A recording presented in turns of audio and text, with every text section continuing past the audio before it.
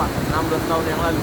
Dan hari ini pada tanggal 26 Desember tahun 2020, tepat 16 tahun yang lalu, tidak terjadi peristiwa tsunami. Mengingatkan kita betapa tidak berdayanya manusia di depan kuasa Allah Subhanahu wa Ta'ala. Mereka saudara-saudara kita sudah gugur sebagai syuhada, kita muslimah. Mereka mati syahid.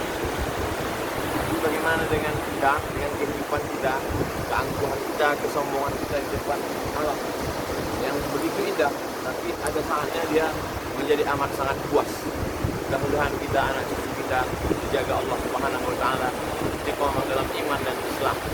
Peringatan tsunami sesungguhnya adalah mengingat bahwa kita lemah, mengingat bahwa Allah Maha Kuasa. Makanya ungkapan ulama tasawuf, man arafa nafsah faqad arafa rabbah. Siapa yang kenal dirinya yang hina, maka kenallah dia Allah yang Maha Kuasa.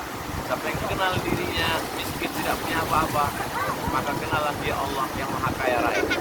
Berkah selalu. Terima kasih. Assalamualaikum warahmatullahi wabarakatuh.